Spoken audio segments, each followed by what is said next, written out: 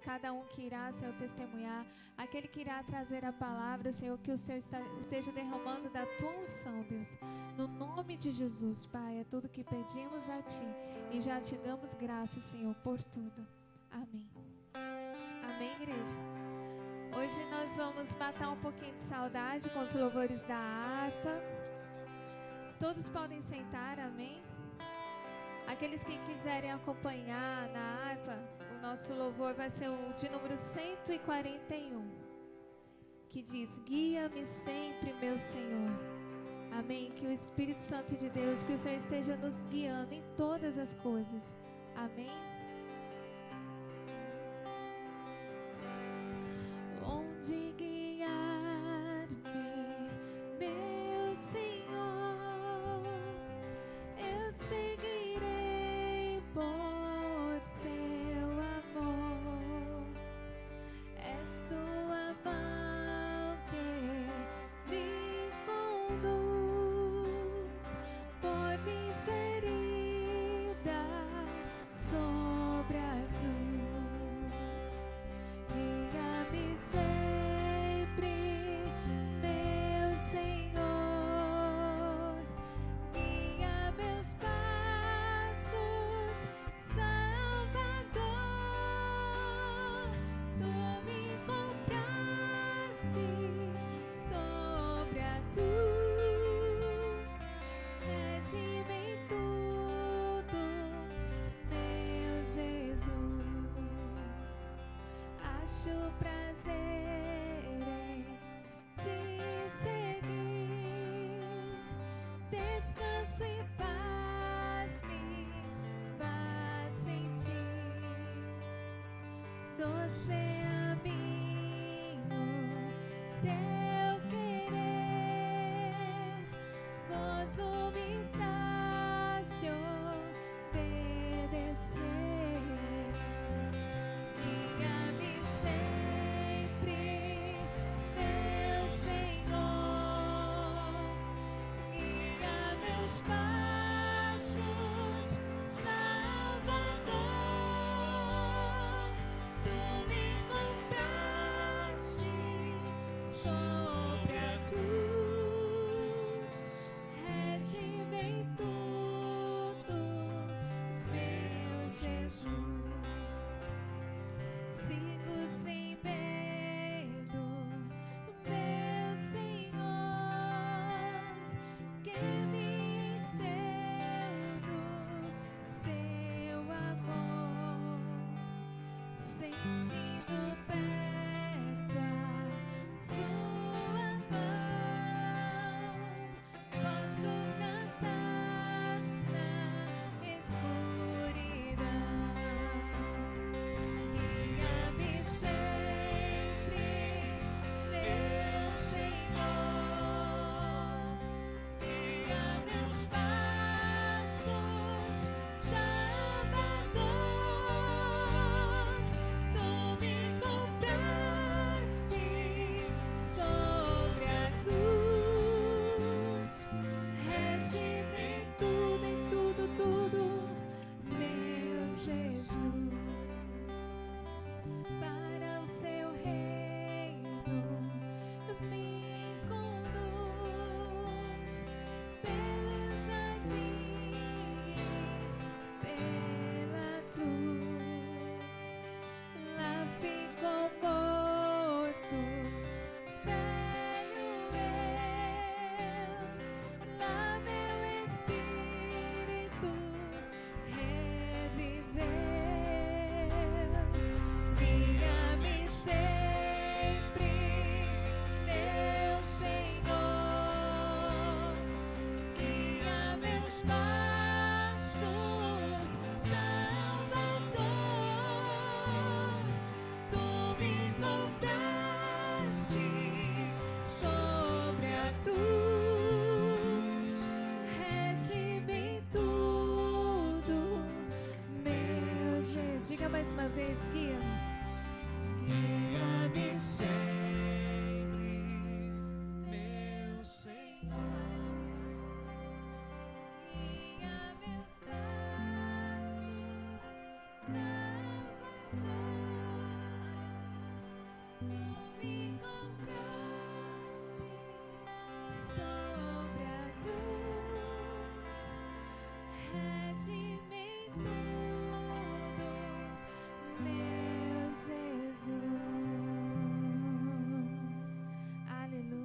Você pode glorificar o nome do Senhor. Aleluia, que letra linda dessa canção. Guia-me sempre, Senhor, que Ele esteja no controle de todas as coisas em nossas vidas. Amém? Que Ele seja o nosso Senhor, o nosso governador. Que você todos os dias diga: Senhor, governe a minha vida. Não faça o meu querer, mas que eu esteja sempre no centro da Tua vontade. Amém? E mais uma vez vamos louvar com 432. Que você possa dizer ao Senhor: Senhor, minha vida seja assim, consagrada a Ti.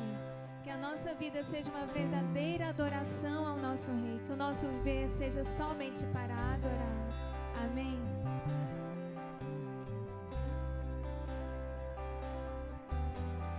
Minha vida seja assim,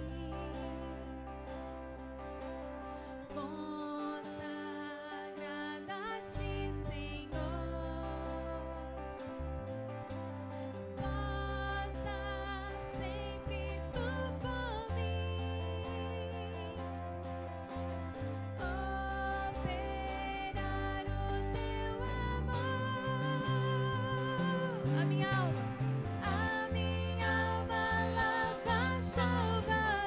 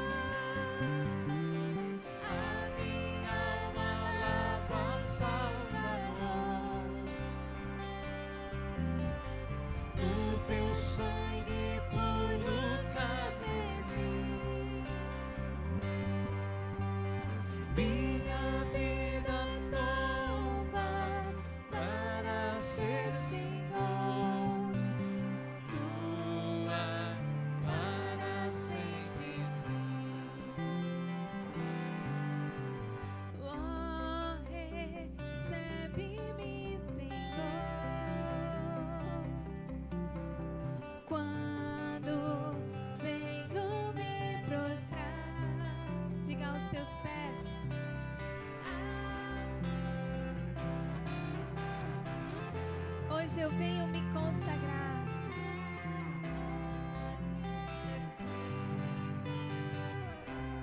Com todo o coração declare ao Senhor. A minha alma lava, Salvador, lava-me, Deus, no teu sangue puro, torna-nos limpa em ti. Minha vida toma para ser Senhor, tua para sempre sim. Oh, aleluia. Que doçura. Como é lindo a presença do Senhor. E como é maravilhoso estar tão perto dele assim. Amém? Que em todo o tempo, todos os dias, esse seja o nosso maior prazer. Louvar ao Senhor. Não importa o momento em que nós estejamos passando, as circunstâncias, mas que o nosso desejo seja sempre adorá-lo, seja sempre louvar a Ele. Amém? Glória a Deus.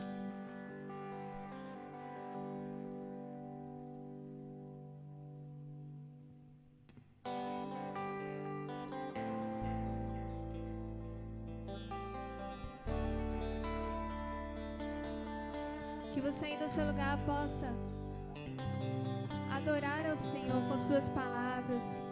Que você possa glorificar a Ele por tudo. Perto quero estar,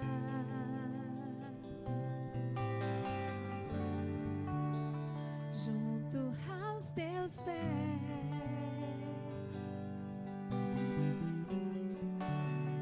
pois prazer maior não há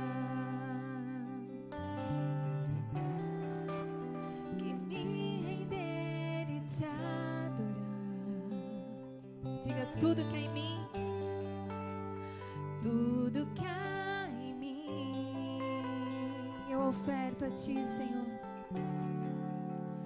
Quero ofertar,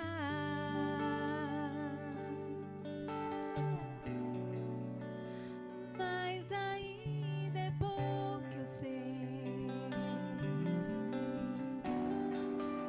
se comparado ao que ganhei.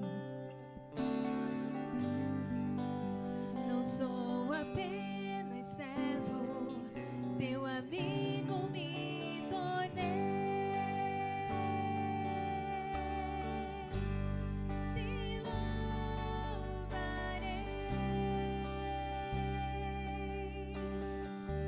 não importam as circunstâncias,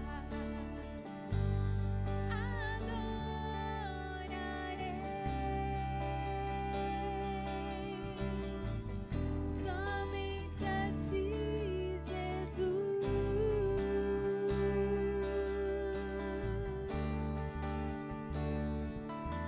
Aleluia. Perto quero estar,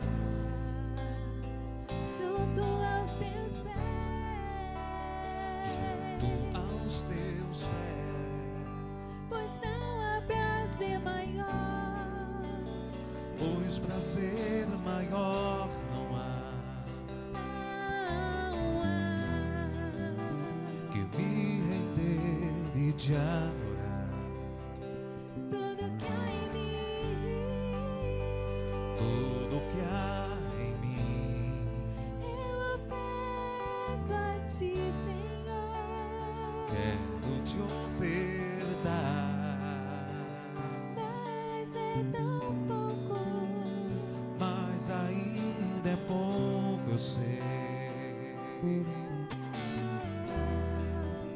se comparado ao que ganhei. diga ao Senhor, não sou apenas servo, Não sou apenas servo, teu amigo eu me teu tornei. amigo me tornei. Aleluia. Por isso eu te louvo, Senhor, eu te exalto com todo o meu coração. Te louvarei,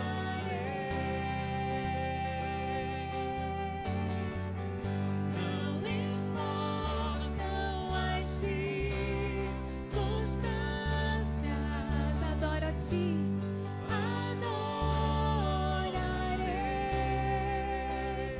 Ele uma adoração pura e sincera de todo o seu coração nesta noite. Ele está aqui para receber de você o seu louvor. Adore. Te louvarei, não importa as circunstâncias, adorarei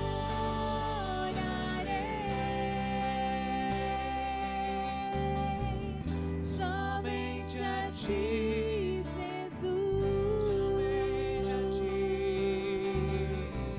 Somente a ti, Jesus, porque só tu és digno.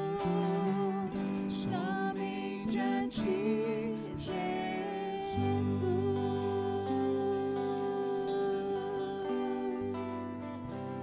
Oh, aleluia. Você pode aplaudir o Senhor por este louvor tão lindo. Aleluia.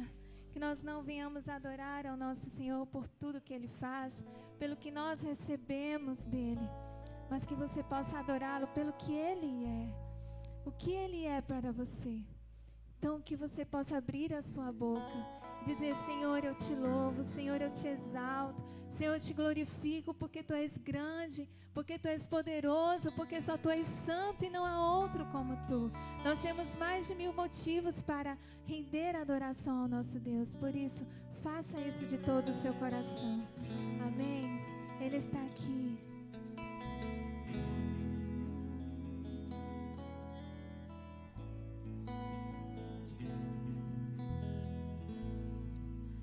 Está sentado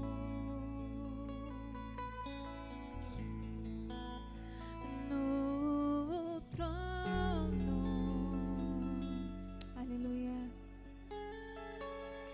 E ao Cordeiro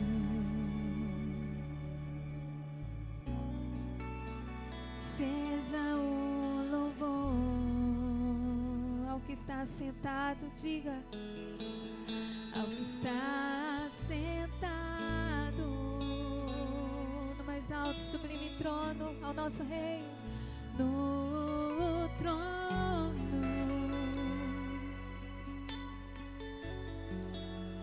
E ao Cordeiro seja o louvor, seja o louvor. Dê a Ele toda a honra e glória. Seja a honra,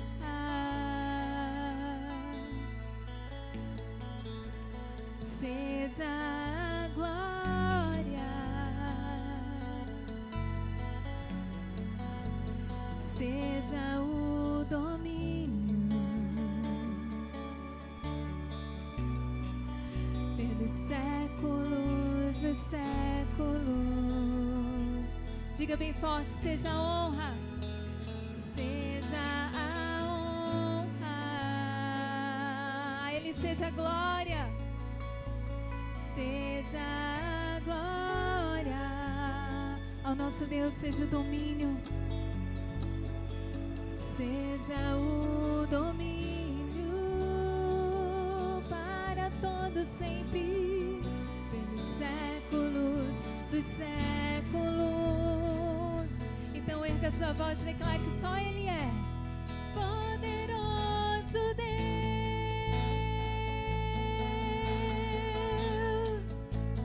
poderoso Deus,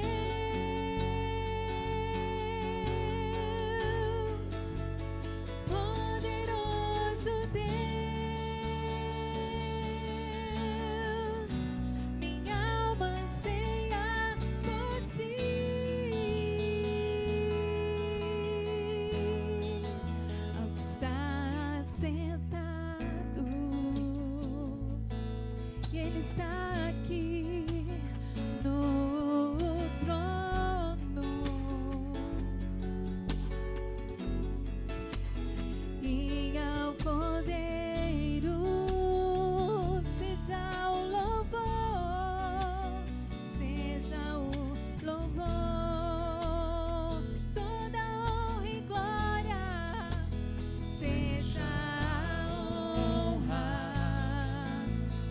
pedimos a Ti, Senhor.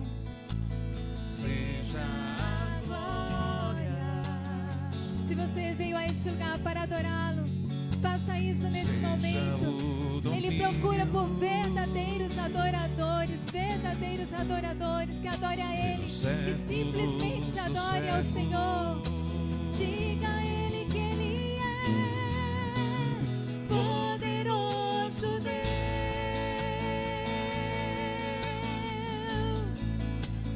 poderoso Deus, Santo e digno, poderoso Deus. Minha alma tem sede, minha alma anseia por Tua presença e nada mais. Eu só quero a Ti, Senhor. Aleluia. Poderoso Deus,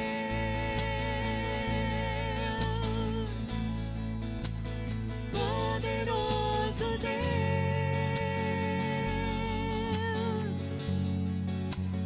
poderoso Deus. Minha alma anseia por Ti. Sua igreja declara. Minha alma anseia por Ti. Minha alma anseia por Ti. Declare isso, igreja. Anseia por Ti. Oh, minha alma anseia por Ti. Minha alma anseia por Ti.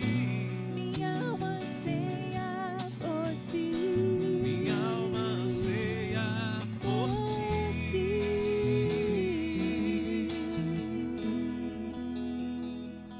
Aleluia, Jesus. Ansiamos por Tua presença mais e mais, Senhor. Aleluia. Amém. Glória a Deus.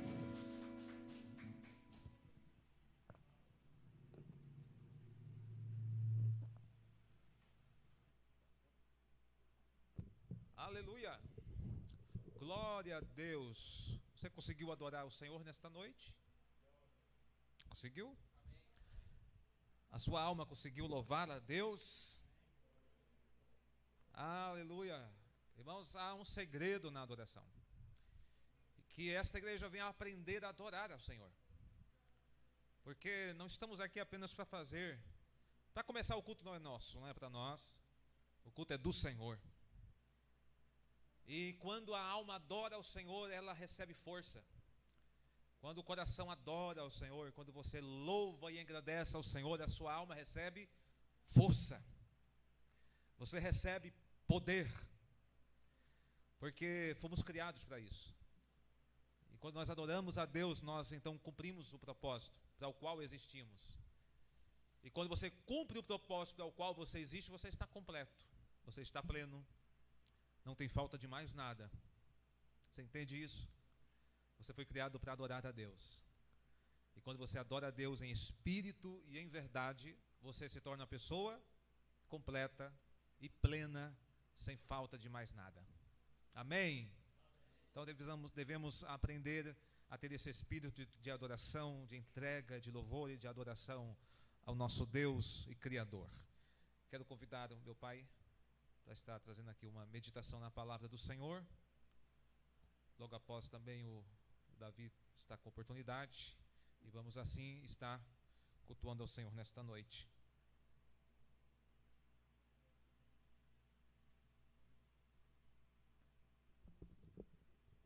Graça e paz para a igreja, amém? Aleluia. Eu louvo a Deus por essa reunião, por estarmos aqui. E eu acho que no meio de vocês eu que devo mais a isto, a Deus. Porque eu acho que eu sou o mais velho daqui, desse meio aqui. E se Ele me segurou até aqui, é porque foi bom. Muito bom. Amém? Glória a Deus. Eu convido a igreja para nós abrir nossas Bíblias. Evangelho de João. Eu gosto do Evangelho de João. Capítulo 9. Vou ler um capítulo todinho, porque nem sei quantos.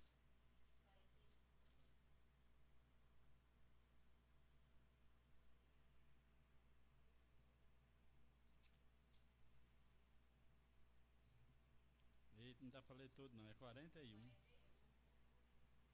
Mas só prestava-se ler, para entender a leitura. Evangelho de João, capítulo 9, está registrado uma passagem maravilhosa que João escreveu a respeito de Jesus num milagre. Um dia de sábado, viu? Um dia de sábado, era proibido. Muito proibido. Mas Jesus gostava de fazer essas coisas. Porque ele era dono de tudo, ele sabia o que fazia. Diz assim, aqui o título é A Cura de um Cego de Nascença. Esse cego nunca tinha visto nada, ele já nasceu cego. Quando a pessoa nasce vendo as coisas, conheceu este mundão todo, e depois vem a diabetes, aí cega, aí o cara fica cego. Eu conheci um parente meu que não se conformou. É ruim demais. A gente fecha os olhos e não anda mais 1 metro, 2 metros, já está errado o caminho, já vai desviando, não acerta mais com nada, acaba toda a alegria, tudo. Não pode mais olhar na face da esposa. É homem, presta não. Diz assim: e passando Jesus viu um homem cego de nascença, e os seus discípulos lhe perguntaram, dizendo: Rabi, quem pecou, este ou seus pais, para que nascesse cego? E Jesus respondeu: nem seus pais, nem ele pecou, nem seus pais, mas foi assim, para que se manifeste nele as obras de Deus. Convém que eu faça as obras daquele que me enviou enquanto é dia. A noite vem, quando ninguém pode trabalhar. Enquanto estou no mundo, sou a luz do mundo. Jesus, enquanto estava aqui, era a luz. Agora quem é a luz é a igreja, a luz do mundo. Tendo dito isto, cuspiu na terra e com a saliva fez lodo, fez lama, e untou com o lodo os olhos do cego. Rebocou, né, os olhos do cego. E disse-lhe: vai, lava-te no tanque de Siloé, que é significado enviado. Foi, pois, e lavou-se e voltou vendo. E então os vizinhos e aqueles que dantes tinham visto que era cego, diziam: não é este aquele que estava sentado e mendigava? Uns diziam: é este, e outros: parece com ele. E ele dizia: sou eu mesmo. Diziam-lhe, pois: como se te abriram os olhos?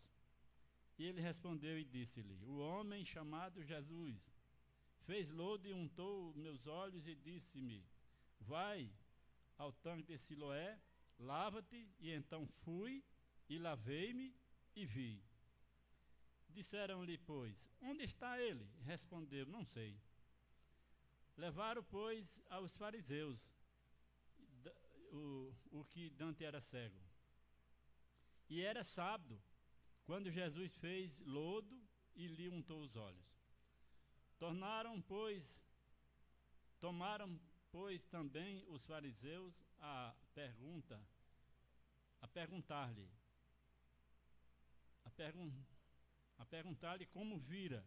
E ele lhe disse: pôs-me lodo sobre os olhos, lavei-me e vejo. E então alguns dos fariseus diziam: este homem não é de Deus, pois não guarda o sábado.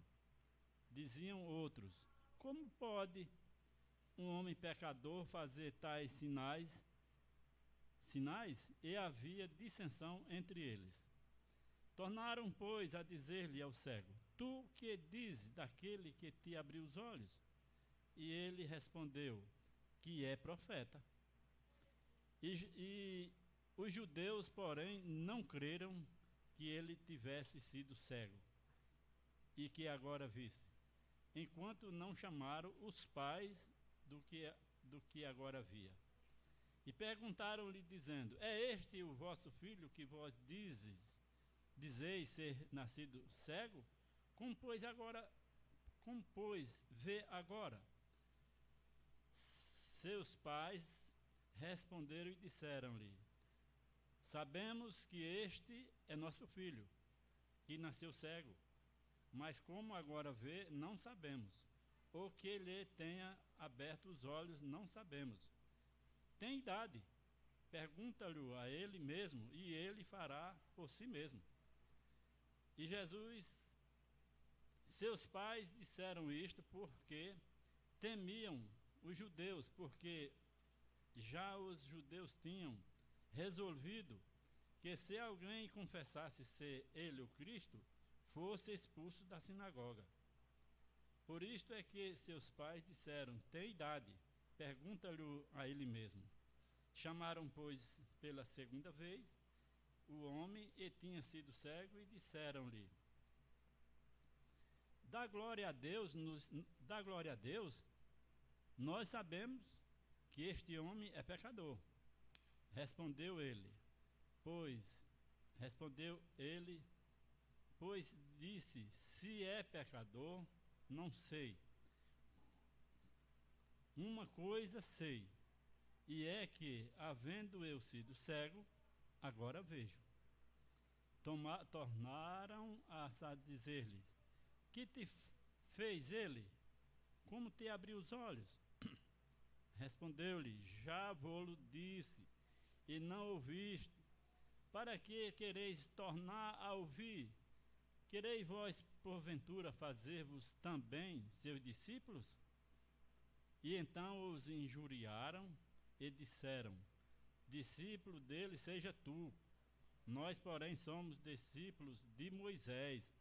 Nós bem sabemos que Deus falou a Moisés, mas este não sabemos de onde ele é. E o homem respondeu e disse-lhe: nisto, pois, está a maravilha, que vós não sabeis de onde ele é, e me abriste os olhos. Aleluia. Ora, nós sabemos que Deus não ouve a pecadores, mas se alguém temente a Deus e faz a sua vontade, este o ouve. Desde o princípio do mundo, nunca se ouviu que alguém abrisse os olhos a um cego de nascença.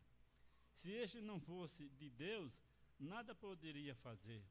Responderam eles e disseram-lhe: tu és nascido em pecado, e nós ensinas a nós, e expulsaram-no.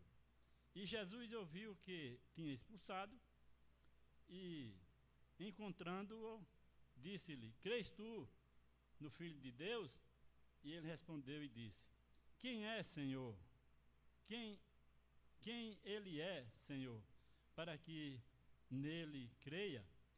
E Jesus lhe disse: tu já o tens visto, e é aquele que fala contigo. Ele disse: creio, Senhor, e adorou.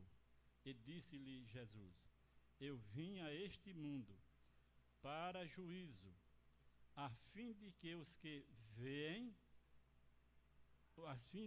que não veem, vejam, e os que veem,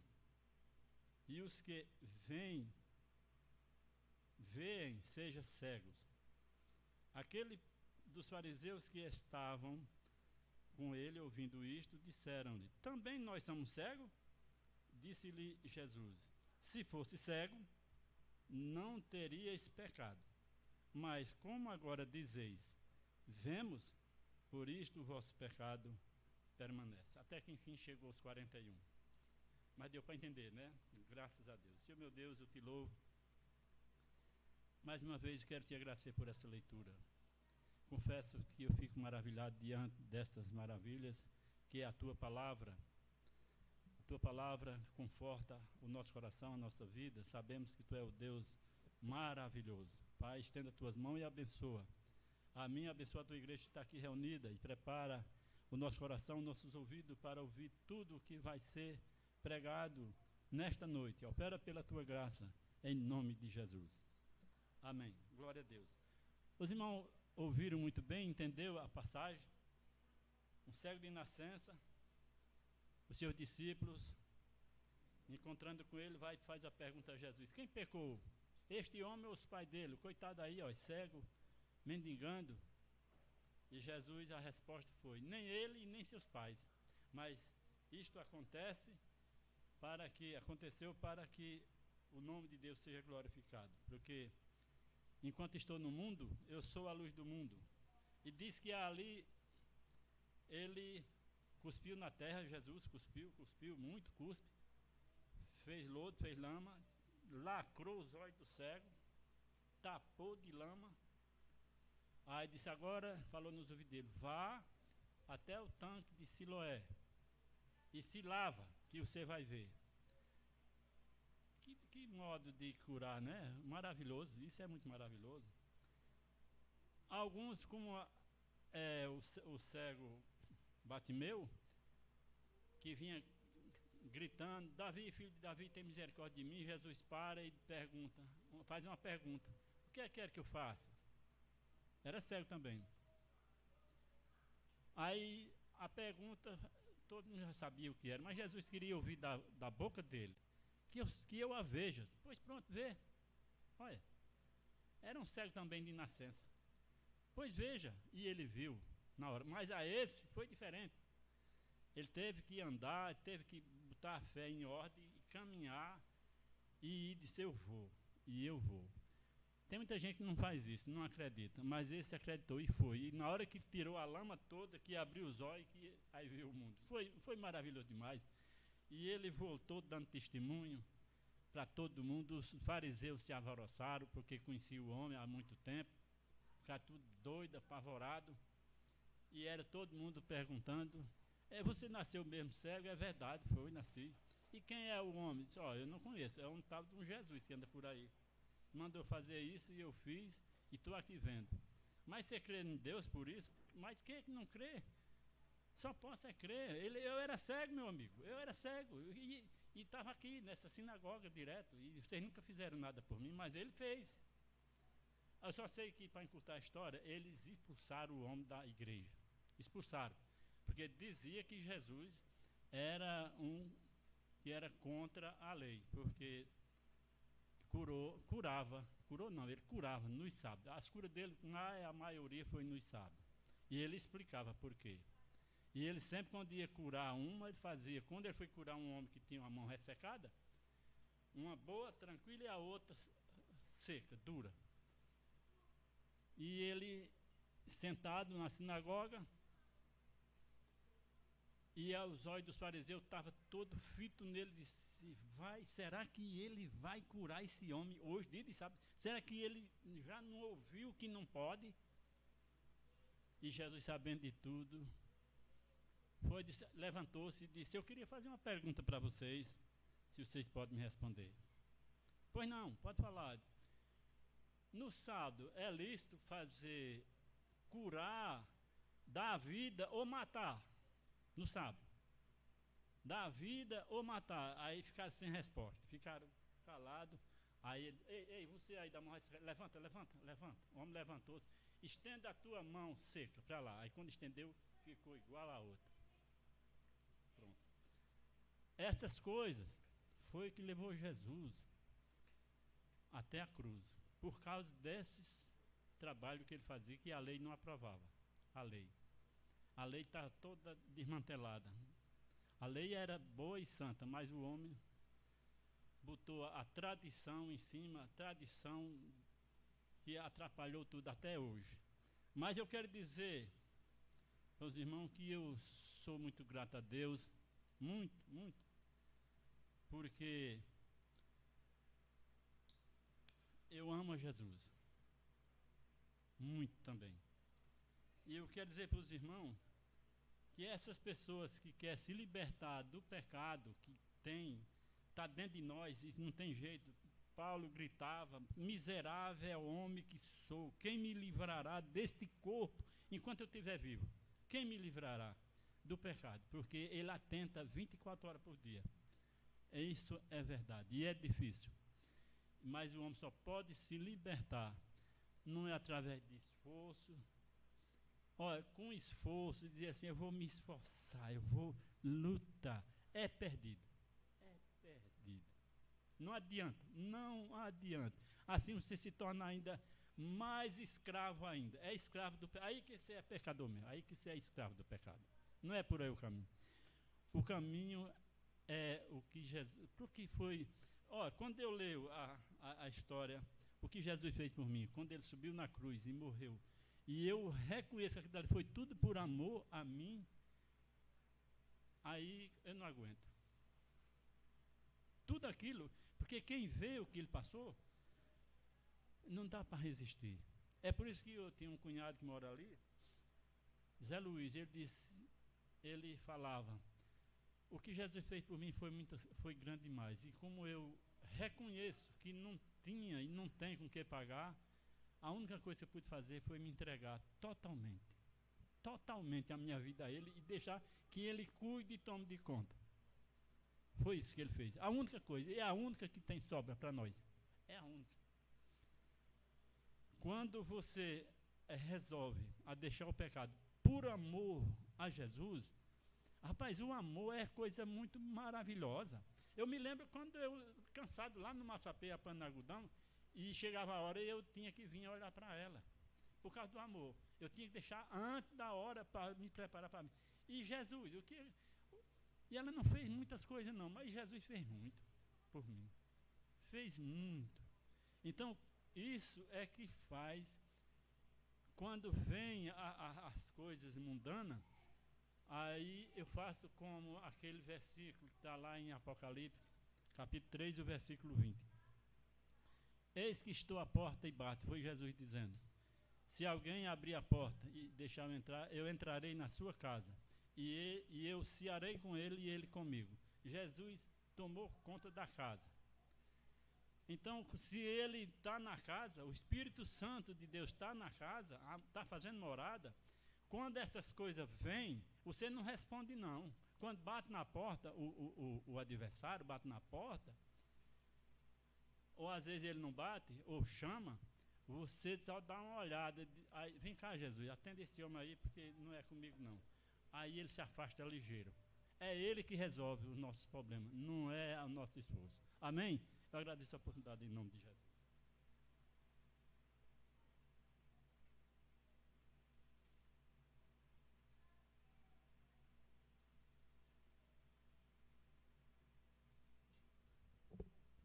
Graça e paz, igreja.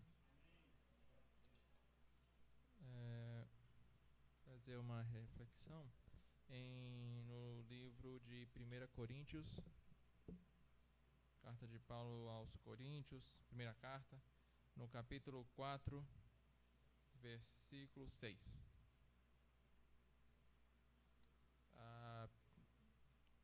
O livro de Coríntios Paulo, eu acho que ele estava meio nervoso. Vamos ver um desses acessos de nervo que ele teve, né? Aqui, diz assim, a partir do versículo 6. E eu, irmãos, apliquei essas coisas por semelhança a mim e a Apolo, por amor de vós, para que em nós aprendais a não ir além do que está escrito, não vos ensoberbecendo a favor de um contra o outro. Porque quem te diferença? E que tens tu que não tenhas recebido? E o que recebeste, por que te glorias como se não o houveras recebido? Já estáis fartos, já estáis ricos, sem nós reinais. E prover a Deus reinasseis para que não também nós prover a Deus reinasseis para que também nós reinemos convosco.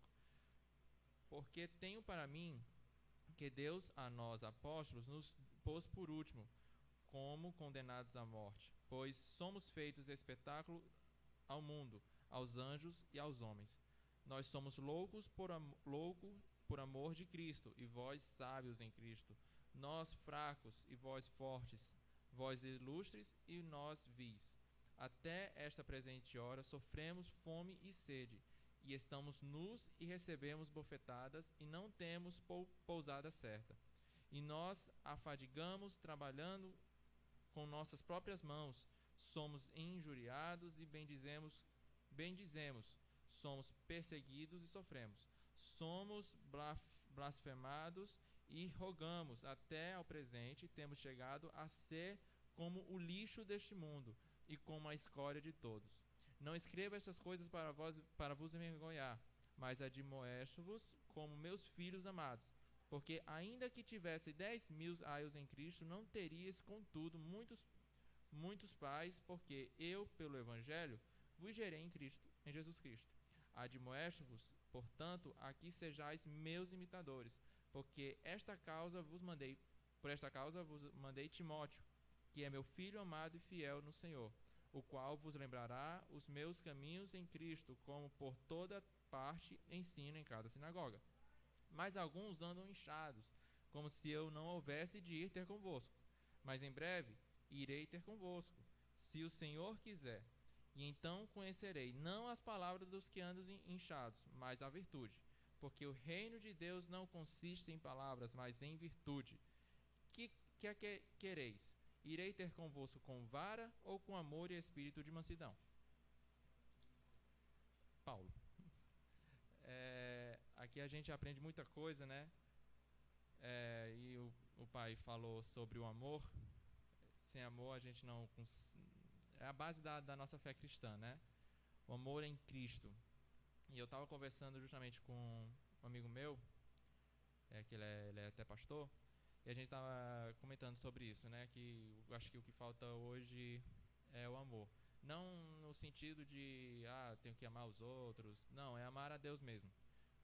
Em que sentido? Porque ele estava comentando de outra igreja, que as pessoas chegam atrasadas no culto e quando chegam atrasadas ainda ficam olhando para o relógio para se o culto terminar muito tarde, já quer ir logo se embora.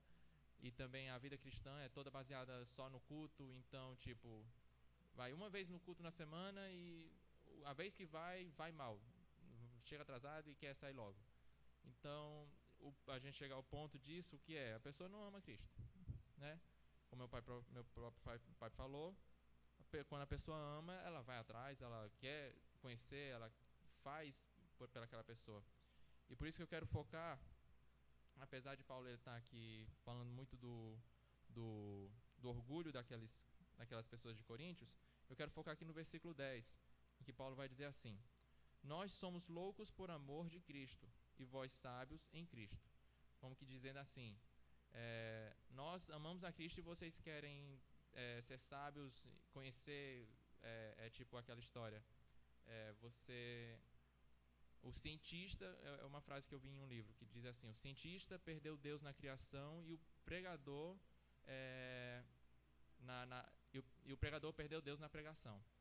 Então, tipo assim, você se preocupa mais você se preocupa tanto em conhecer Deus que esquece de amá-lo. Então, aqui as pessoas que estudam e acabam esquecendo de amar a Deus e querem se elevar com conhecimento. Mas enfim, o foco que eu quero passar para os irmãos é que a gente venha amar a Deus acima de todas as coisas, verdadeiramente, com tudo, porque aí quando você for pecar, que eu espero que vocês não pequem, né? Mas se vier a casa a tentação, você vai lembrar: eu não vou fazer isso porque eu amo a Cristo. Não é porque minha religião não permite. Não, é porque eu amo a Cristo. Ele morreu por mim na cruz. O mínimo que eu posso fazer é sair correndo daqui. Não estar no meio desse povo, seja qual for a situação. Então, assim como Paulo, que a gente venha ser louco de amor por Cristo. Louco no sentido literal da palavra, louco de amor por Cristo. Fazer realmente loucura de amor por Cristo. Seja evangelizar, seja cortar o mal pela raiz, quando eu vou falando de pecado, de coisas que podem estar acontecendo, realmente levar aquele versículo a sério, de que é melhor ir para o céu sem um olho do que para o inferno com os 2 olhos, usando aquele exemplo do pecado, né? Mas enfim, vamos amar a Cristo acima de todas as coisas, e quando eu falo acima de todas as coisas, é todas as coisas mesmo. Não é algumas coisas, é todas as coisas. Nos entregar totalmente, inteiramente a Ele, porque tudo é por Ele e para Ele vivemos e existimos. Amém?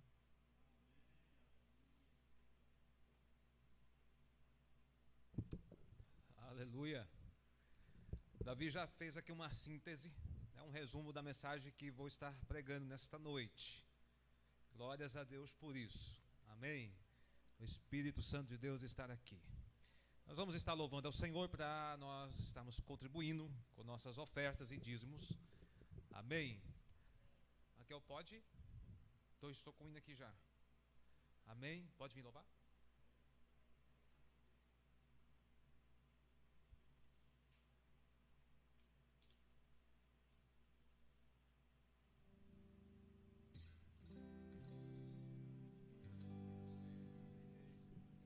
Amém. Vamos orar. Inclina a sua cabeça, irmãos. Vamos. Pai amado e santo, nós queremos te louvar, Senhor, e também vamos te louvar nessa oportunidade com nossas ofertas e dízimos, ó Pai, porque também é um modo de adorarmos a Ti, de agradecermos e prestarmos a Ti ação de graças, ó Deus, declarando que só o Senhor é o nosso Deus, somos dependentes de Ti. Por isso, Pai, declaramos nas ofertas que Mamon não é o nosso Deus, o dinheiro não é o nosso Deus, Pai querido, e que assim seja, que possamos fazer isso com alegria, com voluntariedade e com generosidade, em nome de Jesus. Amém.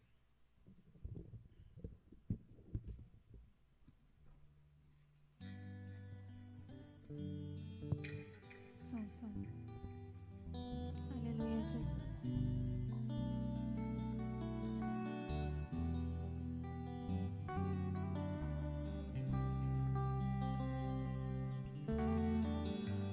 Senhor, eis-me aqui, vem transformar meu ser no fluir da graça que encontrei.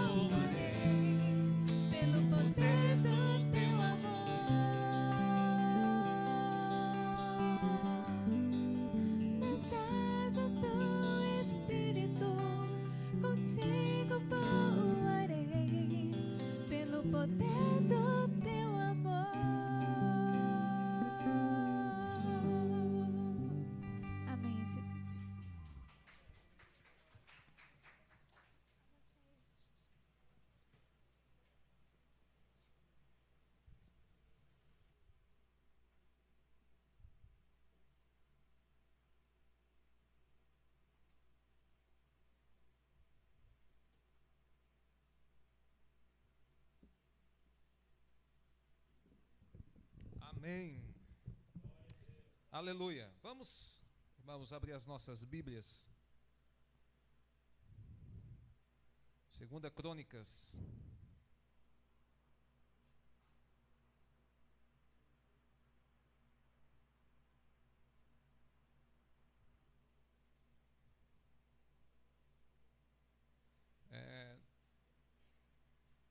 Capítulo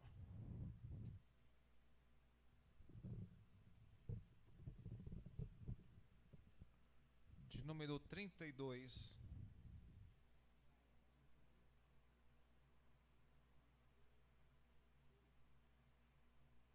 Segunda Crônicas,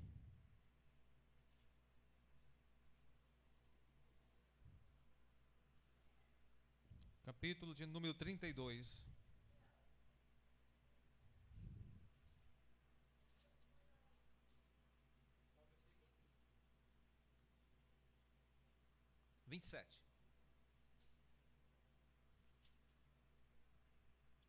Versículo 20, aliás, irmãos, 24, desculpe.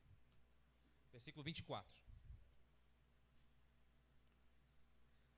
Bem, dá para notar que vamos continuar falando de Ezequias. Os irmãos ainda estão sintonizados. Eu acho que é a terceira mensagem sobre Ezequias. Preguei aqui sobre as reformas que Ezequias fez em Israel, em Judá. Preguei em Nova Olinda sobre a vitória de Ezequias contra Senaqueribe. Essa mensagem não foi pregada aqui, mas preguei em Nova Olinda na sequência a vitória que Ezequias teve contra o rei da Síria, uma grande potência militar de sua época, e como o Senhor deu vitória ao seu povo. E nós vamos continuar aqui agora nos últimos momentos e dos últimos feitos da vida de Ezequias. Vamos ler então o verso de número 24, que diz: Naqueles dias adoeceu Ezequias mortalmente. Então orou ao Senhor, que lhe falou e lhe deu um sinal. Mas não correspondeu Ezequias aos seus benefícios que lhe foram feitos, pois o seu coração se exaltou, pelo que houve ira contra ele e contra Judá e Jerusalém. Ezequias, porém, se humilhou, por se ter exaltado o seu coração, ele e os habitantes de Jerusalém. E a ira do Senhor não veio contra eles nos dias de Ezequias. Amém. Feche os seus olhos, nós vamos orar mais uma vez. Senhor Deus, aqui está a tua palavra, Pai, que é espada de dois gumes, que penetra a divisão da alma e do espírito, juntas e medulas, e é apta para discernir os pensamentos e as intenções do coração. Que a tua palavra possa produzir o efeito nas nossas vidas. Que a tua palavra possa gerar em nós vida, possa gerar em nós transformação, porque só o Senhor pode fazer isso. Em nome de Jesus. Amém. Amados, então, como os irmãos sabem, Ezequias foi um rei notório, um rei que se destacou dentre todos os reis de Judá, um rei que fez grandes obras, reformou a nação de Israel, praticou justiça, foi reto de coração, serviu ao Senhor, temeu ao Senhor, destruiu os ídolos e destruiu a idolatria do meio de Israel. No momento de maior dificuldade, podemos dizer, enquanto estava sendo desafiado ali por Senaqueribe, que era um imperador de sua época, um grande rei, um grande exército, então acampando à sua volta em Jerusalém, Ezequias clamou a Deus, e o Senhor Deus lhe deu vitória. E nós vemos aqui, continuando a história de Ezequias, uma lição muito importante para nós, e vamos tentar extrair aqui o máximo nesta noite. O verso 24 diz que naqueles dias adoeceu Ezequias mortalmente. Então o que é que nós fazemos quando estamos doentes? Oramos. A Bíblia diz: se tudo está bem, cante louvores. Não é isso? Se tudo está em paz, cante. Agora se está enfermo, as coisas não estão muito bem, ore. Então Ezequias adoeceu, doença mortal. Nós vamos ver aqui que foi uma úlcera, uma doença mortal. E orou ao Senhor, o qual lhe deu um sinal. Na cura de Ezequias, Deus, para provar a Ezequias que Ezequias seria curado e restaurado, o Senhor fez algo extraordinário. Na época não havia relógio de pulso. Os relógios eram o relógio, vocês sabem, o relógio solar, né? O relógio, se colocava uma varetinha no chão e a sombra do sol que ia ali sendo projetada, ia então, conforme o grau da sombra, se sabia a mais ou menos que hora do dia estava. Então esse era o relógio. E Deus deu a Ezequias, quando ele pede o sinal para Deus, Deus dá a Ezequias duas opções, as quais eram: eu posso adiar o relógio, a sombra 10 graus, ou eu posso retardar a sombra 10 graus. Escolhe, Ezequias, porque para mim tanto um como o outro é a mesma coisa. Que proposta, hein? Deus está falando para te mostrar, Ezequias, que eu te curei. Eu vou parar a rotação da terra e fazer ela girar ao contrário. E Ezequias optou pelo mais difícil, né? Justamente atrasar o relógio. Porque ele diz, aquilo que já está embalado é fácil adiar, né? Já está embalado, é só dar um soprinho e a sombra vai correr para frente. Agora eu quero ver é voltar para trás, porque para frente eu sei que vai. Agora eu quero ver é para trás. Então Ezequias escolheu o mais difícil. Não vamos entrar nos detalhes, mas Deus operou este sinal. Mas o que eu quero aqui destacar é o verso 25. Aqui a palavra do Senhor vai dizer: mas não correspondeu Ezequias aos benefícios que lhe foram feitos, pois o seu coração se exaltou, pelo que houve ira contra ele e contra Judá. Mas Ezequias se humilhou, por se ter exaltado o seu coração, ele e os habitantes de Jerusalém, e a ira do Senhor não veio contra eles nos dias de Ezequias. Irmãos, quero destacar aqui alguns tópicos. Nós vemos aqui, primeiro, que Ezequias não correspondeu, ok? Não correspondeu aos benefícios. O coração de Ezequias se exaltou, e a ira do Senhor veio sobre eles. Mas Ezequias se humilhou, e a ira do Senhor então se afastou. Coisa interessante. Eu quero perguntar para a igreja esta noite: você tem correspondido aos benefícios de Deus na sua vida? Para pensar um pouco, analisa aí o teu coração. Você tem correspondido aos benefícios de Deus na sua vida? Será se por acaso você tem achado, ou tem passado pela tua cabeça, que os bens da sua vida é fruto simplesmente de teu esforço? É fruto simplesmente do teu trabalho? É fruto simplesmente das tuas obras? Ezequias cometeu uma falha grande, ele não correspondeu aos benefícios. E vale para nós também essa reflexão, se nós temos correspondido aos benefícios que o Senhor tem nos dado. E já vou explicar como corresponder. Interessante que enquanto Ezequias se exaltou, a ira do Senhor veio sobre o povo. Mas quando Ezequias se humilhou, a ira do Senhor não veio nos dias de Ezequias, foi adiada. Mas em um outro momento, Deus traria juízo sobre Israel. Este juízo veio 4 gerações depois de Ezequias, já com o bisneto de Ezequias, Joacás, quando o povo de Israel é levado a cativa para a Babilônia. Primeiro ponto, irmãos. O reino de Ezequias havia crescido e se fortalecido. O reino de Ezequias se tornou um reino imponente, poderoso. E agora Ezequias estava exaltado. Ezequias acabara de ter uma grande vitória contra Senaqueribe. Acabara de ter vencido, não é? Ou seja, Ezequias ele estava agora vendo todos os seus feitos e pensando consigo mesmo. E pensando consigo mesmo, o meu reino vai de vento a polpa, né? O meu reino está muito bom. E a palavra do Senhor diz que ele se exaltou no coração. Porque o ser humano, ele é propenso a isso. O ser humano, ele é propenso a se exaltar. Quando as coisas estão acontecendo do jeito que a gente quer, a gente começa a conquistar, começa a ter lucros, começa a crescer, a ter sucesso, não é isso?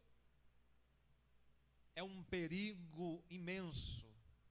Como diz o ditado, não deixar o sucesso subir para a cabeça.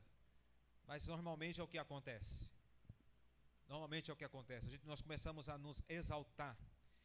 E nós vemos que Ezequias, ele sofre então de uma enfermidade mortal. Não sei se foi a mão de Deus, se Deus estava colocando isso sobre Ezequias para prová-lo, para testá-lo.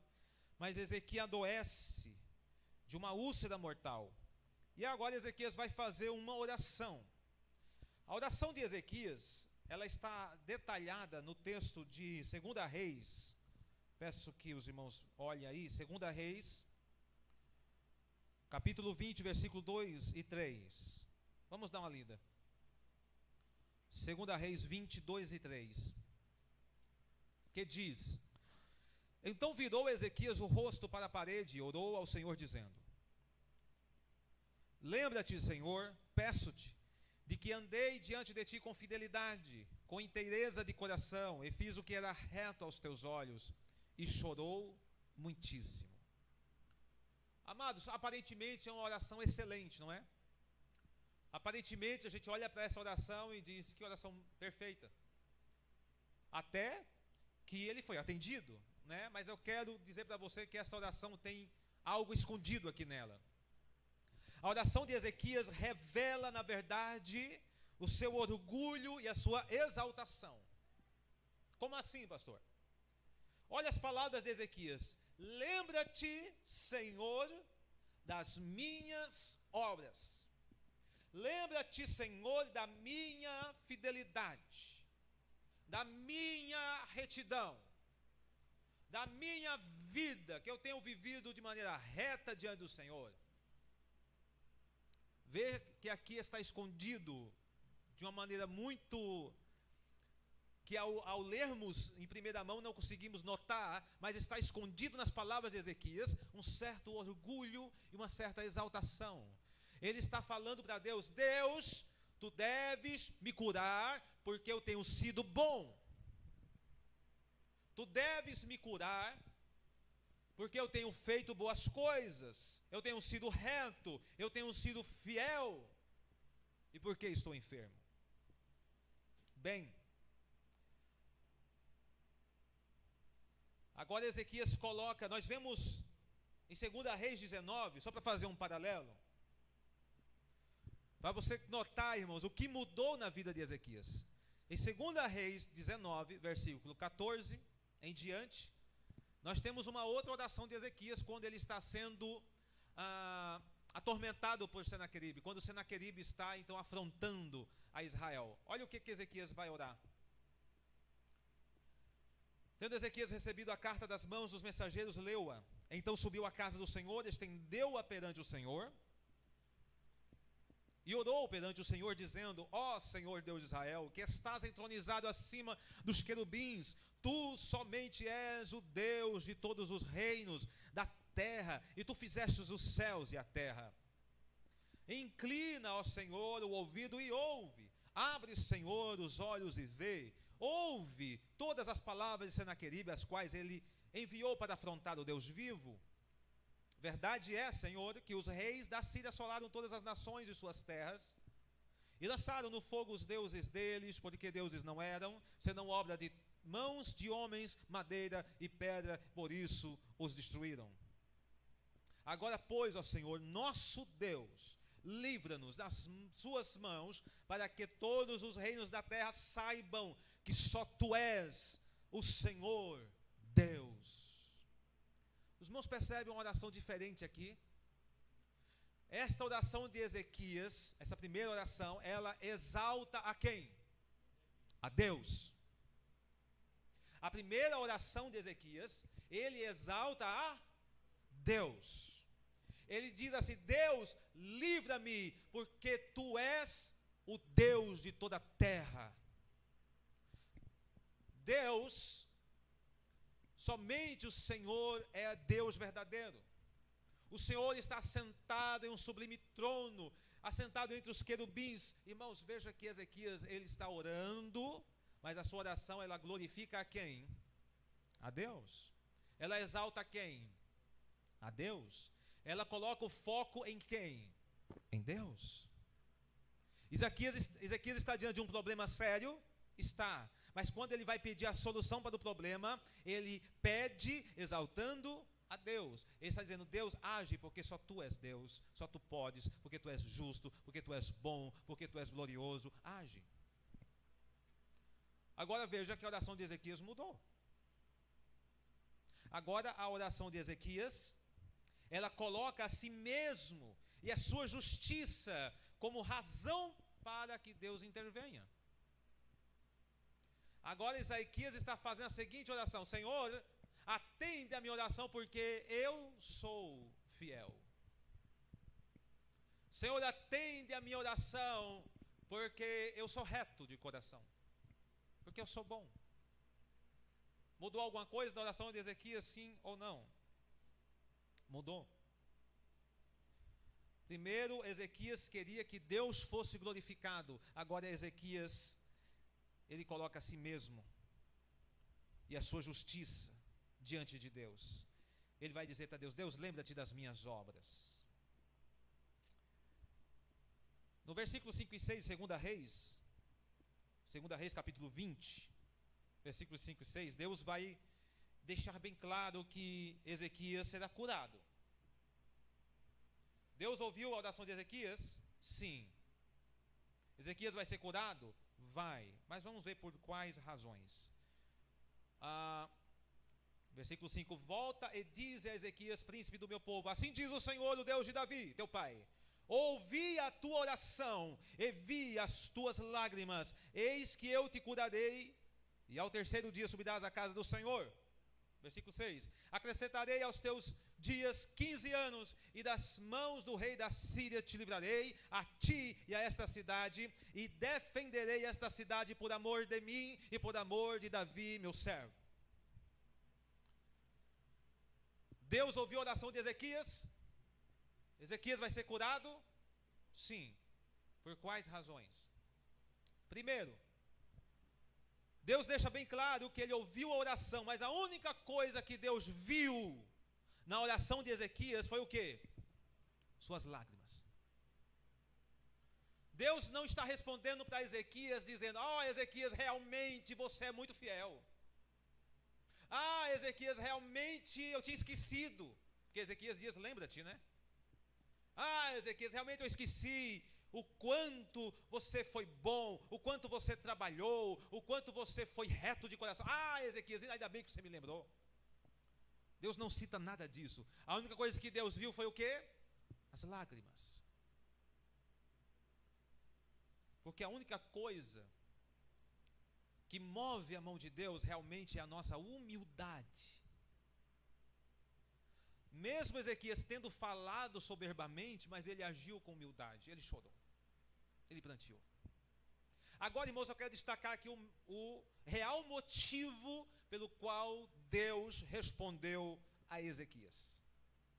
O real motivo está no verso número 6.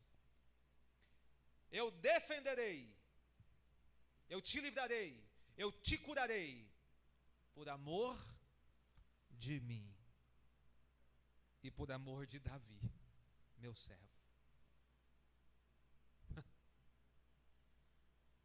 Deus está dizendo: Ezequias, eu vou te curar, por amor de mim e por amor de meu servo Davi. Amados, se o próprio Deus age por amor a si mesmo, quanto mais nós devemos agir assim.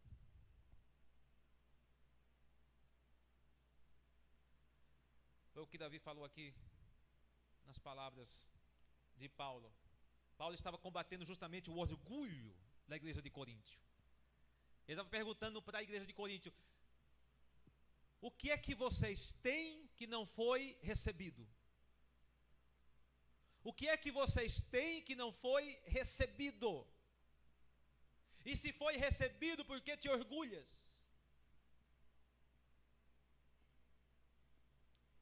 Amados, toda a atitude do cristão deveria ser baseada em nosso amor por Deus.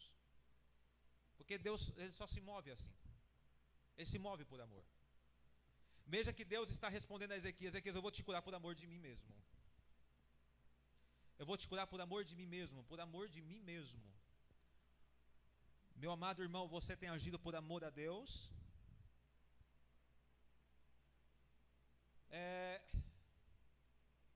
Lutero, ele vai dizer que todo mandamento, quantos mandamentos nós temos lá no Decálogo? 10 mandamentos, não é isso? 10 mandamentos. Todos os mandamentos, eles se baseiam em um só. Em um só. Amar a Deus. Só basta o primeiro. É por isso que o próprio Jesus, ele vai dizer isso. Toda a lei se resume em um só mandamento: ama o Senhor teu Deus de todo o teu coração, de toda a tua alma, e ao teu próximo como a ti mesmo. Nessa segunda parte do mandamento, como ao teu próximo, como amar ao próximo como a ti mesmo, as pessoas às vezes dizem assim: eu preciso me amar, porque se eu não me amar, como é que eu vou amar o próximo? Por acaso a ordem é: te ame? Deus está falando: te ame para que você ame o próximo. É isso o mandamento? Como é o mandamento? Ame a quem? O próximo, assim como você se ama. Se subentende que amar a si já é algo natural e até já exagerado demais. Você se ama é muito. Agora a palavra do Senhor está dizendo: ame ao próximo. Ame ao próximo. E ame a Deus acima de todas as coisas. Então Deus está colocando essa condição: olha, Ezequias, eu vou te curar por amor a mim mesmo. E o que eu acho mais impressionante, irmãos, é quando Deus vai dizer: e por amor ao meu servo Davi. Espera aí, Ezequias está doente e Deus vai curar Ezequias por causa de Davi? Como assim? É Ezequias que está doente, e a oração de Ezequias foi justamente dizer: Senhor, olha que eu tenho sido fiel, olha a minha vida, olha que eu tenho sido reto, olha que eu tenho feito a tua obra, olha aqui que eu tenho praticado. E aí Deus vai olhar para Ezequias e dizer: sim, eu vou te curar, mas por causa de Davi. Como assim? Sabe por quê, irmãos? Porque Davi aqui representa uma aliança. Davi representa uma aliança. Deus fez uma aliança com Davi, com toda a sua posteridade. Ezequias só estava em pé diante de Deus e diante da graça e da misericórdia de Deus por causa do quê? Por causa de uma aliança que Deus havia feita com Davi. E isso aqui é um simbolismo. Davi aqui, ele representa o nosso Senhor Jesus Cristo. O que Deus está falando para você esta noite é que todo o favor de Deus pela sua vida, todas as bênçãos de Deus para você, elas só podem te alcançar através do intermédio da aliança feita no sangue de Jesus Cristo. Tudo que Deus vai fazer por você está fundamentado e baseado na aliança e no sacrifício de Jesus Cristo na cruz. Quando Deus disser: eu vou te curar, Deus está dizendo: eu vou te curar por causa do meu amor por meu filho Jesus. Por causa de Jesus. Tudo que nós recebemos, toda boa dádiva de Deus, ela nos vem através daquilo que Jesus Cristo fez. Quando nós enxergamos esta verdade, todo o nosso orgulho cai por terra. É como se Deus estivesse dizendo a Ezequias: Ezequias, não é por causa da tua bondade, não é por causa dos teus grandes feitos, não é porque você é bom, Ezequias, é porque eu tenho uma aliança com Davi. E Deus está falando para você esta noite as mesmas palavras. Tudo que Deus fizer por você, não é porque você é bom, não é porque você mereça, não é porque você é justo o suficiente. Tudo de bom que Deus fizer a você é por causa da aliança que Ele tem através de Jesus Cristo. É por causa de Jesus.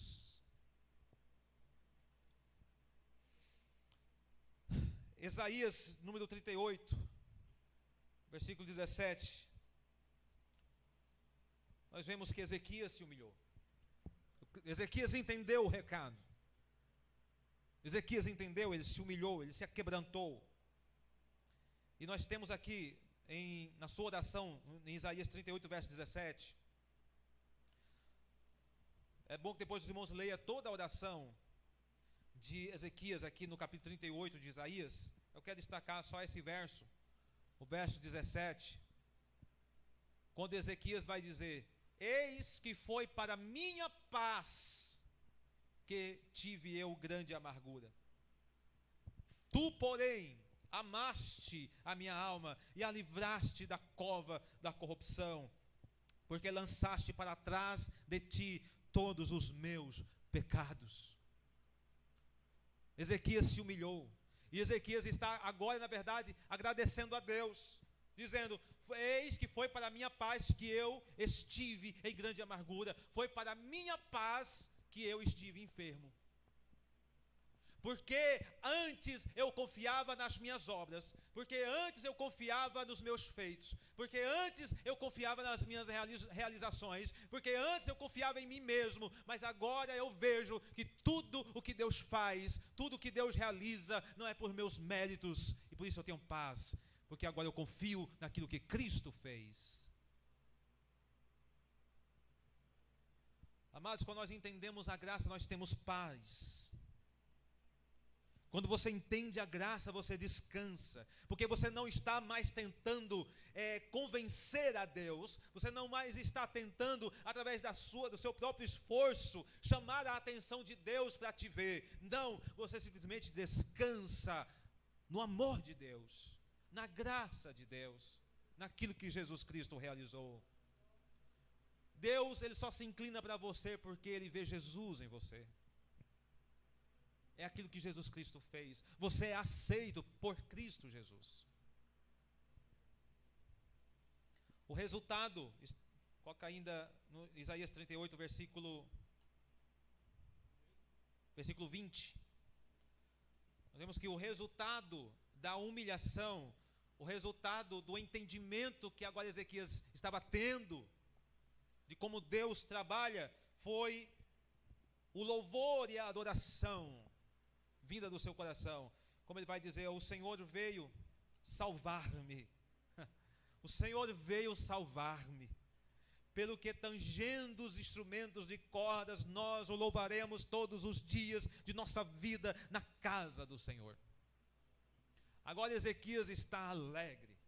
Agora Ezequias, ele se alegra em Deus. Ele diz: vamos louvar, vamos adorá-lo. Pegue os instrumentos, vamos adorar a Deus com alegria, porque Ele veio nos salvar. Ele colocou para trás de si os meus pecados. Esse é o fruto da graça.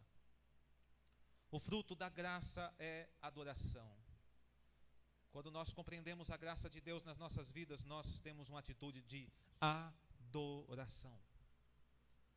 Por isso que os verdadeiros adoradores são aqueles a quem o Pai está à procura, porque são estes que realmente reconheceram a graça. Voltando para a 2 Crônicas, nós vamos agora ao versículo 27. 2 Crônicas 32, versículo 27. Eu vejo aqui que Ezequias, ele passou por duas provações.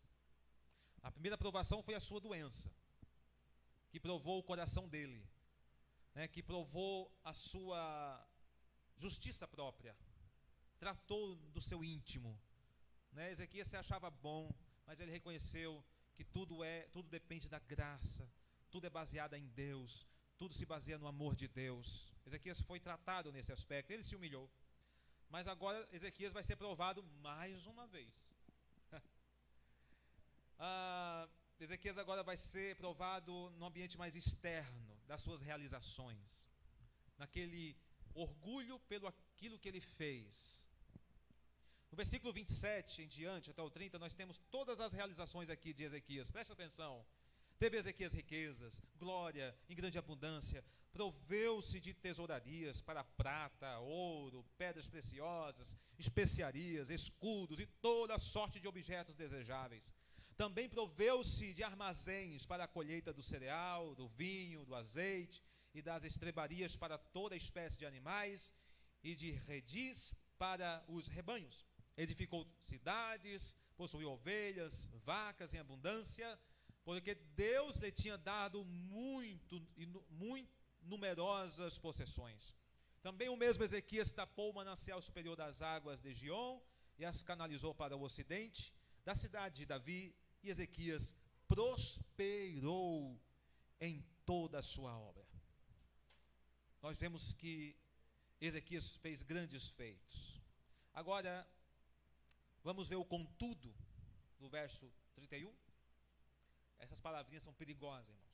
Quando você encontrar um porém, contudo, mas, aí espera que vem problema, né?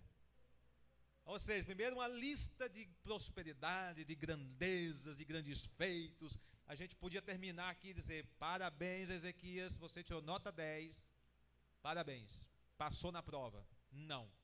Contudo, quando os embaixadores dos príncipes da Babilônia lhe foram enviados para se informarem do prodígio que se dera naquela terra, Deus o desamparou para prová-lo e fazê-lo conhecer tudo o que lhe estava no coração.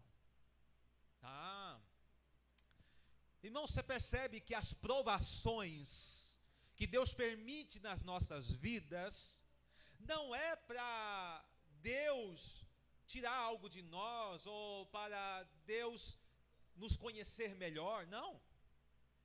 As provações é para você se conhecer. Deus desamparou Ezequias e provou ele para fazer ele conhecer o que estava no coração dele. É para ele se conhecer. Quando Deus provou o povo lá no Egito, é para que o coração daquelas pessoas fosse exposto, para que eles se conhecessem. E é sempre assim que Deus faz. A prova é para isso. Quando Deus pediu Isaque a Abraão, será que Deus estava em dúvida se Abraão cria realmente nele ou não? Será que era Deus que precisava de uma prova, de um testemunho, de que Abraão temia ao Senhor? Será que Deus não conhece o nosso coração, como diz a palavra, antes que a palavra saia da nossa boca, Ele já conhece? Deus conhecia muito bem a fidelidade de Abraão. Quem não sabia disso era Abraão. Era Abraão que não sabia disso. E Deus permite a prova, pede de Abraão aquilo que ele mais amava, para provar o coração de Abraão, para Abraão se conhecer. E assim Deus também está fazendo com Ezequias. Amados, quando o nosso coração é orgulhoso, escute isso, queremos que as outras pessoas vejam as nossas obras. As nossas obras, como diz a palavra do Senhor, que a boca fala do quê? O coração está cheio. Aonde estiver o teu tesouro, aí estará o teu coração. Ou seja, o nosso coração ele é revelado através das nossas obras. O nosso coração ele é exposto. E um coração orgulhoso Quando o nosso coração é orgulhoso, nós queremos que os outros vejam as nossas obras. Nós fazemos, na verdade, para que as outras pessoas vejam. Porque nós carecemos de receber glória. Nós queremos receber glória. E foi isso que aconteceu com Ezequias. O que é que Deus faz? Nós temos aqui Ezequias, então, em uma fase da sua vida estupenda, né? Grandes conquistas, prosperidade, grandes realizações, tudo que ele fazia dando certo, as cidades crescendo, muito dinheiro, muita riqueza. O que é que Deus faz? Vou mandar uma visitinha para Ezequias. E Deus manda ali os embaixadores da Babilônia. Embaixadores da Babilônia, né?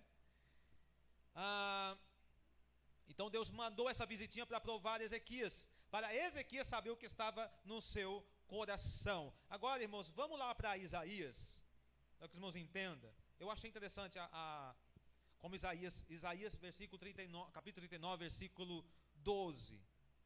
Não, versículo 1 e 2. Isaías 39, versículo 1 e 2. Diz assim: nesse tempo, Merodach Baladã, filho de Baladã, rei da Babilônia, enviou cartas em um presente a Ezequias, porque soube que estivera doente e já tinha até convalescido. Ezequias se agradou disso e mostrou aos mensageiros a casa do seu tesouro, a prata, o ouro, as especiarias, os óleos finos, todo o seu arsenal e tudo quanto se achava nos seus tesouros. Nenhuma coisa houve, nem em sua casa, nem em todo o seu domínio, que Ezequias não lhes mostrasse. O que é que o rei da Babilônia faz? Mandou uns presentinhos para Ezequias e mandou alguns representantes. Vai lá visitar o rei. Eu acho lindo esse texto aqui, ó, do versículo 2. Ezequias se agradou disso. É como se Deus estivesse dizendo: te peguei, Ezequias. Te peguei na tua fraqueza. Ezequias se agradou disso. Eu imagino, irmãos, os servos de Ezequias, né, indo avisar para Ezequias, dizendo: ó, Ezequias, rei, chegou aí uns caras, embaixadores da grande Babilônia, querem ver os teus feitos, querem ver as tuas realizações, os teus prodígios, e trouxeram até presente para o Senhor. Irmãos, quando Ezequias escuta isso, o coração de Ezequias, ele se enche de orgulho, diz: como é? Embaixadores da Babilônia veio conhecer aqui os teus feitos. Aí Ezequias diz: venha, minha gente, deixa eu te mostrar aqui minhas coisinhas, deixa eu te mostrar aqui meu gado, deixa eu mostrar aqui minhas crias, deixa eu mostrar minha casa, aí é o que eu tenho feito, né? Ezequias começa a expor todos os seus feitos, todas as suas realizações. Isso aqui estava provando o coração de Ezequias. Ezequias se agradou disso, ele achou bom. Ezequias estava interessado realmente. Ezequias, eu acho que ele estava até sofrendo de uma situação em que ele tinha feito muitas coisas, mas não tinha para quem mostrar. Porque a pessoa orgulhosa é assim: se ela fizer muita coisa e não tiver ninguém para mostrar, ele fica doente. Ele precisa mostrar. Ele precisa que alguém veja: meu Deus, ninguém, para que eu vou mostrar isso aqui? Ezequias estava doidinho. Ninguém vai vir ver as minhas obras, os meus feitos, as minhas realizações. Quando chegam os embaixadores, dizem: é minha chance. Deixa eu agora publicar aqui no Facebook tudo que eu tenho feito, tudo que eu tenho realizado, todas as minhas coisas. Deixa eu tirar foto aqui da minha casa, da minha cozinha, da minha pia, do meu guarda-roupa, da minha não sei o quê, e mostra para o povo, e mostra, e mostra, e mostra, e mostra, e mostra, e quer que as pessoas elogiem. Irmãos, tem gente que não pode receber elogio. Tem gente que não pode receber elogio, e nem pode receber crítica. Se recebe elogio, se exalta. Se recebe crítica, se abate. Sabe por quê? Porque a vida dessa pessoa está baseada em si mesma. Uma pessoa que se exalta quando recebe elogio é porque a vida dela está baseada nela mesma. Uma pessoa que se abate diante de uma crítica, essa pessoa também, a vida dela está baseada em si mesma. Mas quando a nossa vida está fundamentada em Cristo, pode vir elogio, pode vir crítica, tanto faz como tanto fez. Eu não dependo do que as pessoas dizem. O que eu sou está baseado naquilo que Cristo fez. É uma pessoa sarada, é uma pessoa curada. Eu me lembro da minha adolescência, no colégio. Sabe que no colégio o menino é terrível, né? O menino é terrível, né? Bullying, e mexer com os outros, e essas coisas todas aí. Você sabe que menino gosta de botar apelido. A nossa família, a tua foi liberta, mas a minha não foi muito liberta dos nariz grandes, ó. As lapas. Daniel, tu tem o narizinho também, mais ou menos. E era normal que os meninos é assim. O que é que o menino faz? Pega alguma coisa exagerada em você e coloca um apelido em você baseado naquilo que você tem de exagero. Se é narigudo, é orelhudo, é cabeçudo, exagera qualquer coisa no corpo da gente. É baixinho gordo, é não sei o que, é pretinho, é gordinho, qualquer outra coisa. Irmãos, olha, e na minha adolescência tentaram demais me apelidar. Tentaram. Nunca colou. Nunca deu certo. Sabe por quê? Porque quando eles vinham com a piadinha, eu era o primeiro a rir. Quando eles vinham falar do nariz, da orelha, do cabelo, não sei do que, e do preto, e não sei o que, eu era o primeiro a cair na gargalhada, eu ria junto. Falei, meu filho, não estou nem aí. Narigudo, eu falei, rapaz, ó o tamanho, ó. Eita, narigão. Ah, orelhudo, ó, dá até para abanar, né, ó. Ah, nem aí. Irmãos, precisamos ter um coração curado.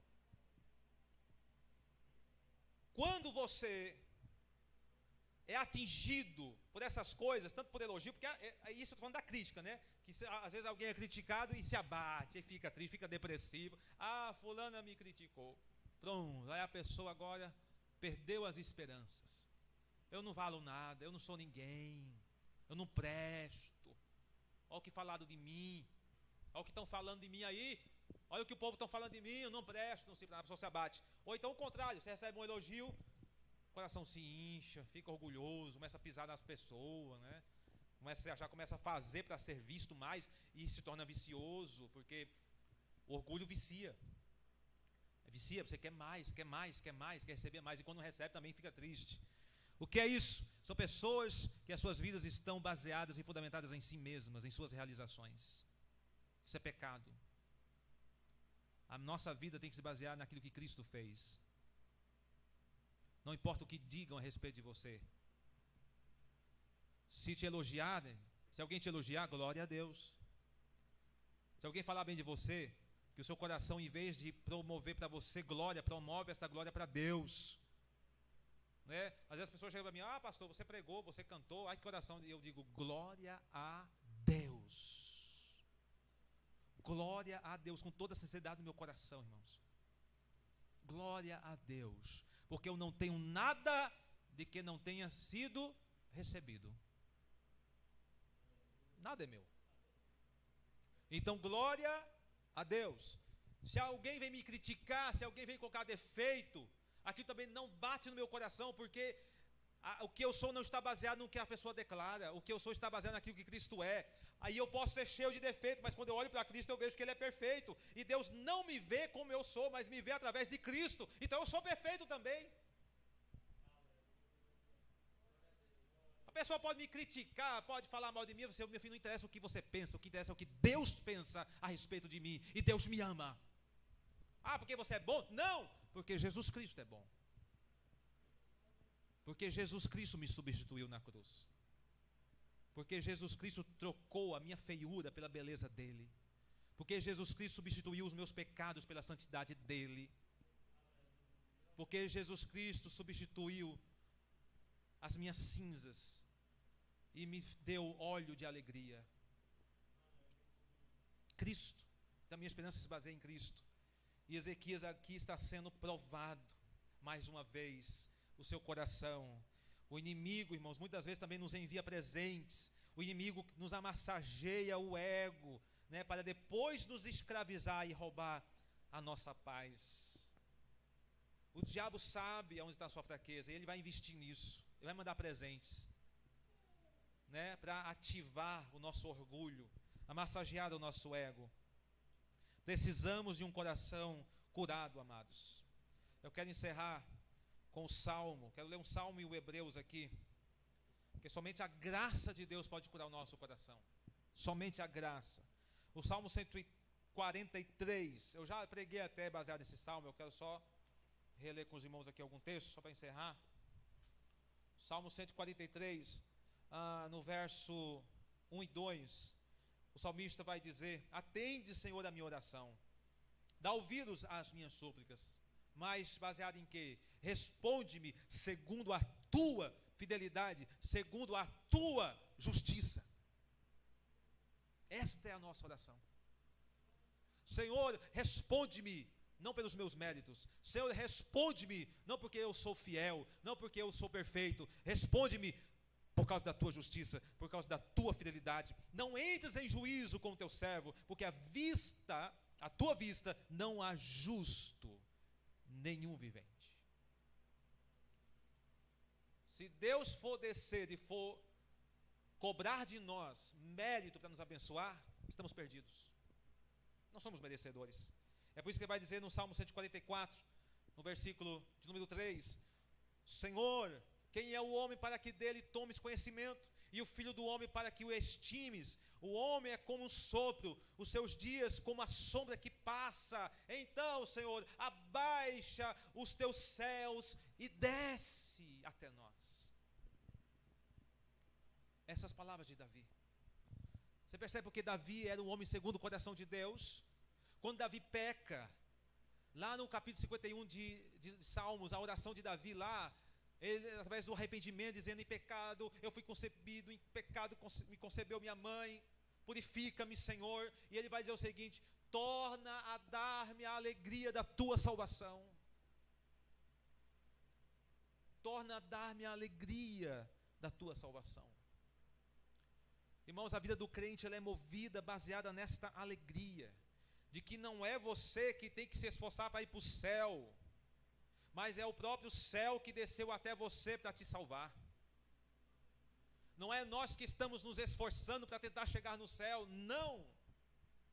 Deus abaixou o céu e desceu até nós. Ele veio até nós. Isso para nós resulta em alegria. E nós servimos a Deus com alegria. Encerrando aqui Hebreus capítulo 12. Hebreus 12. Vamos aprender com o próprio Jesus. Versículo de número 1 e 3. 1 a 3. Portanto, também nós, visto que temos a rodear-nos tão grande nuvem de testemunhas, desembaraçando-nos de todo o peso e do pecado que tenazmente nos assedia. Meu querido, se desembarace do peso do pecado.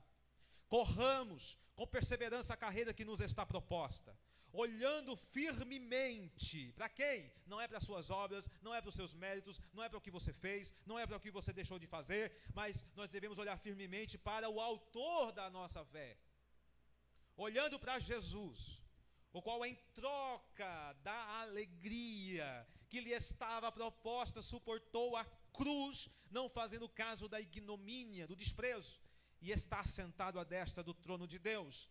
Considerai, pois, atentamente aquele que suportou tamanha oposição dos pecadores contra si mesmo, para que não vos fatigueis desmaiando em vossa alma. O escritor aos Hebreus está nos dando como exemplo o próprio Senhor Jesus, que através e por causa da alegria, por causa do gozo, ele suportou a cruz. A única maneira, irmãos, de vivermos uma vida cristã excelente é baseando-nos nisso, através da alegria, através do gozo. Se você não servir a Deus pela satisfação e pelo prazer da graça, você está sendo um mero religioso. A vida do crente, ela deve ser baseada na graça, no favor imerecido de Deus e a alegria que isso nos traz. Eu falei aqui na quarta-feira sobre Timothy Keller, ele falando que quando estava na faculdade, né, tinha uma cadeira de música e ele precisava ouvir bastante, meu Deus, não era Beethoven, Mozart. Ele tinha que ouvir Mozart por causa das provas que ele iria fazer. Então ele teve, agora presta atenção nessa palavra, ele tinha que ouvir Mozart. Mozart é um grande compositor clássico, música clássica. Ele precisava ouvir, ele tinha que ouvir, mesmo sem querer, mas tinha que ouvir, porque ele tinha que fazer as provas, tinha que fazer os testes. Mas depois que ele terminou a faculdade, passou-se um tempo, Agora o que estava acontecendo? Ele estava gastando, estava pagando, gastando para ouvir Mozart. Porque agora ele apreciava Mozart. Porque agora ele admirava Mozart. Porque agora ele amava a música de Mozart. E por isso ele pagava por ela. Você percebe a diferença? Primeiro ele se relacionava com Mozart através de uma obrigação, de um dever. Ele era obrigado. Mas agora ele aprendeu a apreciar. Ele aprendeu agora a admirar. Agora a música de Mozart trazia para ele alegria, prazer. E por causa dessa alegria, ele pagava o preço que fosse. Ele pagava, comprava os discos, comprava a biblioteca inteira, para ter o prazer de ouvir Mozart. Amados, você tem servido a Deus por obrigação ou por prazer? Você tem servido a Deus por o dever da religião? Ou porque você admira Deus?